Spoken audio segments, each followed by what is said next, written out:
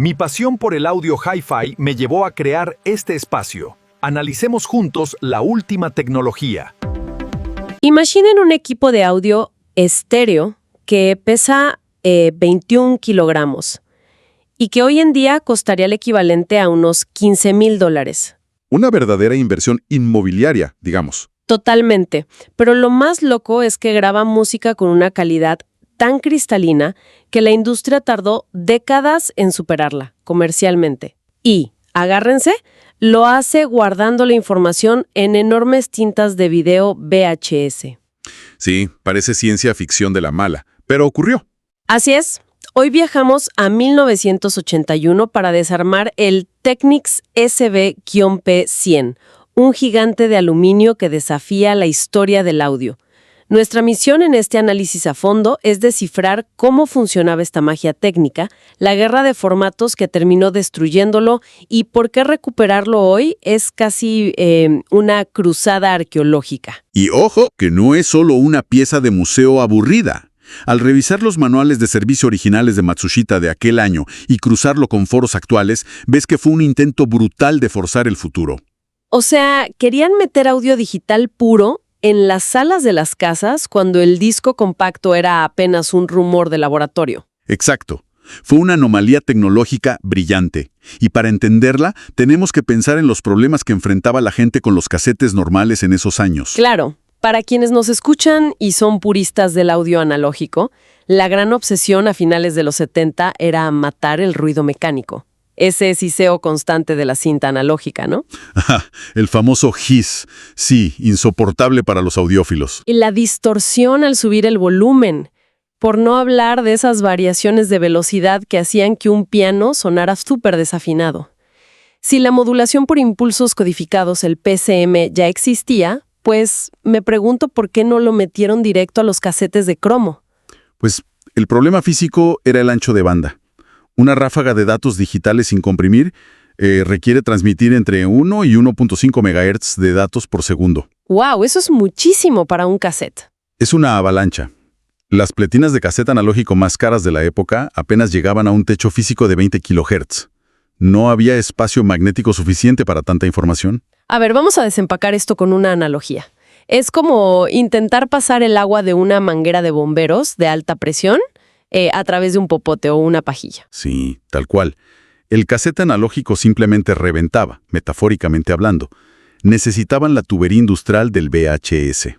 Claro, porque el VHS impulsaba la cinta a través de cabezales rotatorios a altísima velocidad. Pero, ¿cómo le explicaban al VHS que lo que entraba era música y no una película? Ahí entra el truco del adaptador PCM. Este sistema tomaba la onda de audio analógica, la volvía ceros y unos, y luego la disfrazaba. Literalmente creaba una señal de pseudo-video para engañar a la casetera. ¡Qué locura! Estaba viendo unos videos recientes en el canal de YouTube de Tecmoan y hay una parte súper reveladora.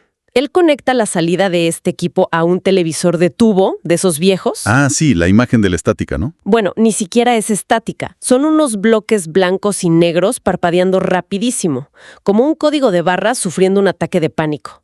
Es el código binario de la música dibujado en la pantalla. Y esa imagen caótica era la única forma en que el cabezal de lectura de un VHS podía grabar los datos. Pero ojo, que Technics hizo algo que Sony no logró en ese momento. Cierto.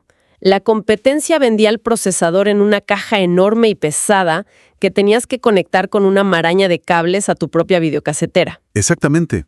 Technics, en cambio, dijo, vamos a meter la computadora y todo el complejo mecanismo de transporte de la cinta de video dentro de un solo chasis de aluminio fundido. Lo cual explica por qué pesaba 28 libras o, 21 kilos. Era una computadora incrustada en un VHS industrial, disfrazada de estéreo casero. Sí, y el resultado fue asombroso.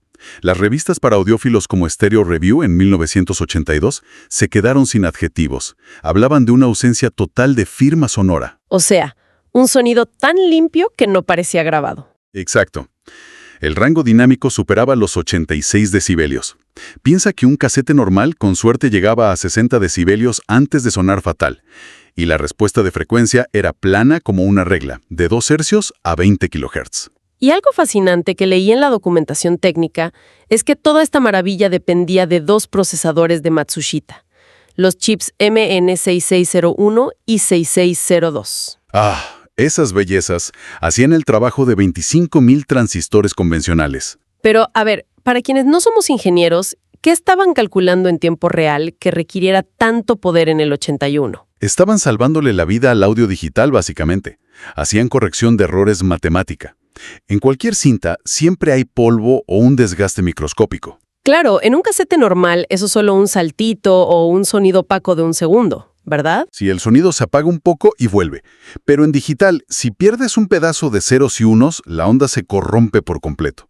Entonces, estos procesadores barajaban la información. Como que la barajaban, ¿como cartas? Literalmente, no guardaban los datos en orden lineal, esparcían los paquetes de información por toda la cinta y les metían códigos matemáticos de paridad. Entiendo. Así, si la cinta tenía un rayón físico, no perdías medio segundo de batería de golpe, solo perdías fracciones microscópicas distribuidas al azar. Exacto. Y los chips de Matsushita reconstruían e interpolaban esos vacíos en milisegundos antes de que el sonido llegara a los altavoces. Era una supercomputadora en tu sala. Increíble. Ahora, a pesar de todo ese poder interno, la fachada del Technics tenía una pantalla LCD gigante. Y lo que más resaltan los manuales, casi como una advertencia militar, es la función de peak hold, la retención de picos. Oh, sí, la zona roja. Prohibido entrar ahí. Es que te decían que nunca, bajo ninguna circunstancia, dejaras que los medidores llegaran al rojo. Pero en analógico a veces queríamos llegar al rojo para darle calidez a la grabación, ¿no? Como a las guitarras. Esa es la trampa mortal del audio digital temprano. La cinta analógica tiene un límite suave, se satura y genera una distorsión armónica que, la verdad, suena muy agradable. El famoso soft clipping. Exacto. Pero en PCM digital, el límite matemático es un muro de concreto. Si el sonido trata de pasar del valor máximo que el chip puede leer, la onda no se achata suavemente, se rebana por completo. O sea, le corta la cabeza a la onda y la vuelve una onda cuadrada perfecta. Y acústicamente, eso suena como una motosierra cortando una lata de aluminio. Es una distorsión fría, digital, horrible. Por eso la pantalla era crucial para bajar el volumen a tiempo. Hablando de interfaces locas, había otra cosa que me parece brujería. Podías indexar las canciones para saltarlas o buscar el inicio rápido, como si fuera un CD.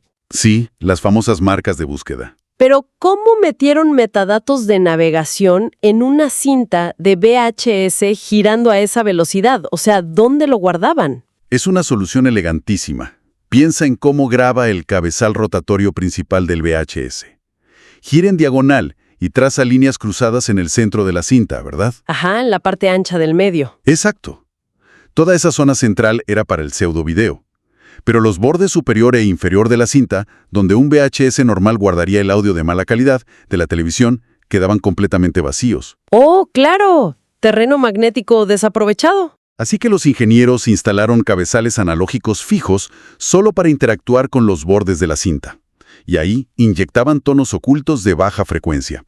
Technics los llamó jump marks. Entonces, la máquina leía el borde, detectaba el tono y, digamos, aceleraba los motores en silencio hasta encontrar el siguiente. Exacto. 8 veces la velocidad normal en total silencio y frenaba en seco donde empezaba la canción. Todo un hackeo al formato VHS. ¡Qué genialidad! Pero, bueno, aquí es donde la historia se pone trágica. A pesar de tanta innovación, este equipo operaba a 14 bits. Y en otros laboratorios, Sony impulsaba el PCM-F1 a 16 bits. Ah, la guerra de los bits. El principio del fin.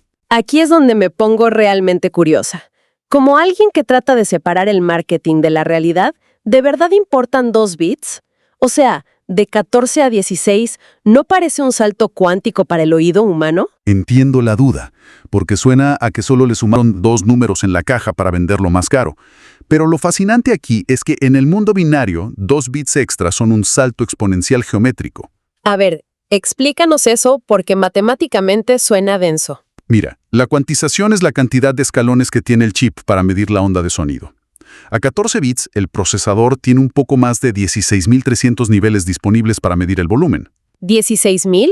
Suena bastante preciso. Lo es, hasta que lo comparas con 16 bits. Al sumar esos 2 bits, no pasas de 16.000 a 20.000. Te disparas a más de 65.000 niveles de amplitud posibles. ¡Wow! O sea, ¿tienes 4 veces más resolución para dibujar exactamente la misma curva de sonido? Exactamente. Y a volúmenes altos no notas la diferencia. El problema son los susurros. Imagina el final de una sinfonía, cuando el eco de los chelos se va apagando súper lento en el teatro. Ajá, la cola de la reverberación. Cuando esa señal acústica bajita desciende por los últimos escalones de 14 bits, el chip se queda sin números para medirla, así que tiene que redondear.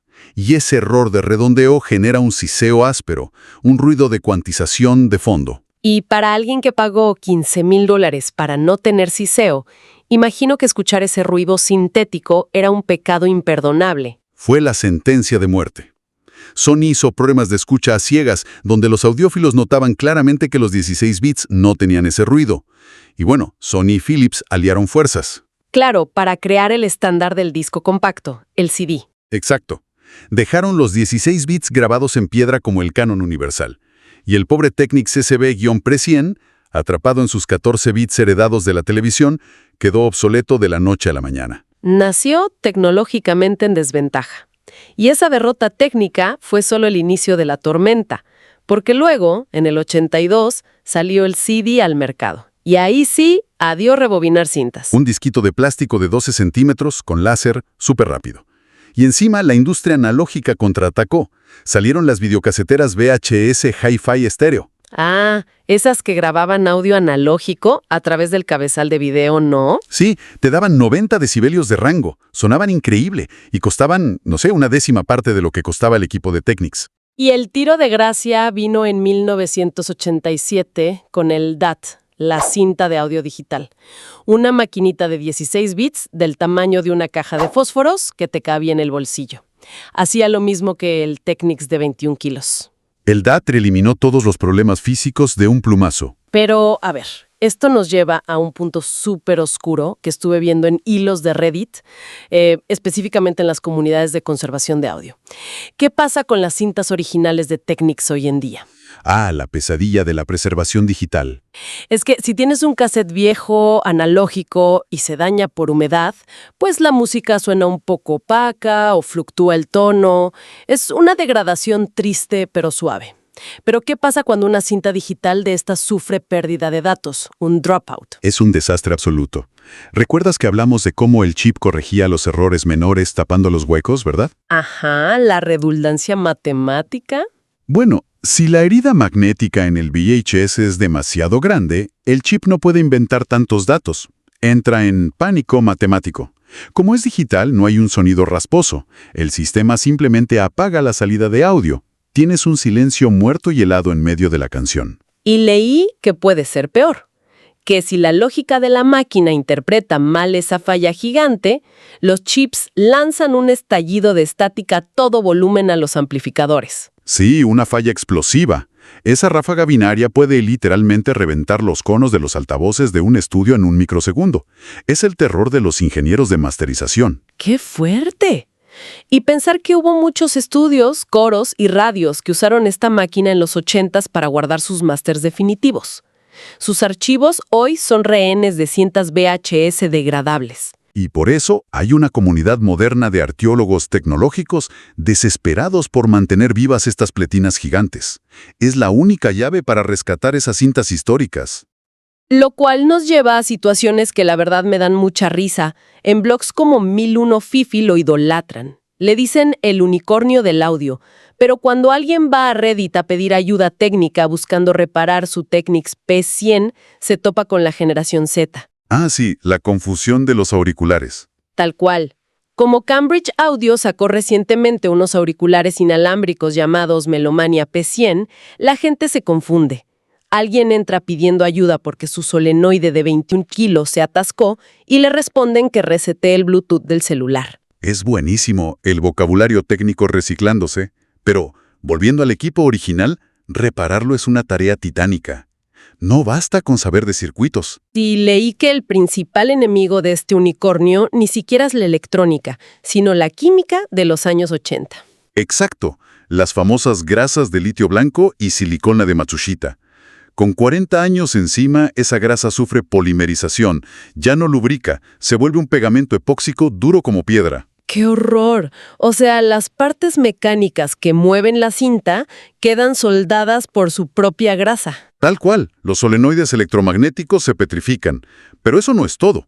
Los rodillos de presión, los pinch rollers de goma, son otro dolor de cabeza. Todo depende de dónde guardaron el equipo. A ver, explícame eso. Si lo dejaron en un ático caluroso, ¿qué le pasa a la goma? El calor derrite la goma hasta volverla un lodo alquitranado, como un chicle negro y asqueroso.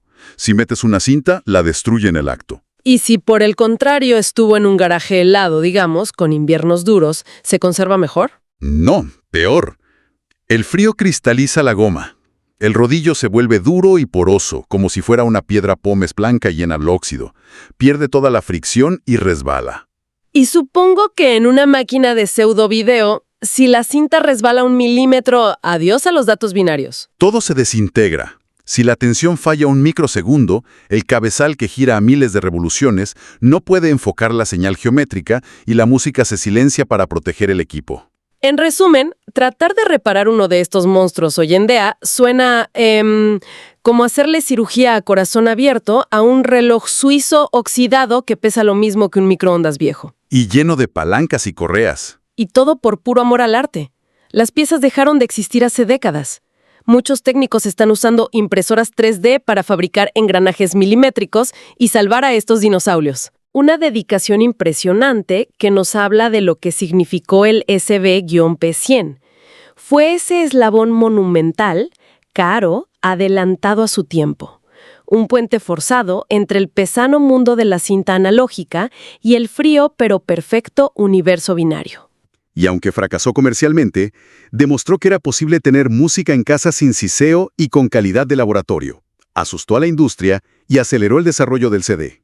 Totalmente, trazó el camino. Y bueno, antes de cerrar este análisis a fondo, hay un último misterio matemático en los esquemas de esta máquina que quiero plantear, algo que nos voló la cabeza investigando. Ah, el famoso número caprichoso. Exacto. La frecuencia de muestreo que utilizaba el equipo era de 44.056 kHz, o sea, un número rarísimo. Y no lo eligieron por su pureza acústica, ni por principios musicales. No, fue pura imposición física de la tecnología visual de esa época. Así es. Los ingenieros tenían que encajar exactamente 3 muestras de audio digitalizado en cada línea horizontal de la cuadrícula de los pesados televisores de tubo. Las pantallas con el estándar analógico NTSC y PAL. Y las matemáticas de esa pantalla en blanco y negro daban precisamente ese número. Y lo más impresionante es cómo esa limitación dictó el futuro de toda la industria discográfica mundial. Completamente. Años después, cuando las grandes empresas se sentaron a crear el CD, arrastraron directamente gran parte de esa infraestructura de las cintas de video maestro. Solo redondearon un poquito el número y lo fijaron en 44.1 kHz por simple conveniencia. Lo que significa que, bueno, todavía estamos atados a eso, ¿no? Ese es exactamente mi punto. Entonces, ¿qué significa todo esto para quienes nos escuchan hoy?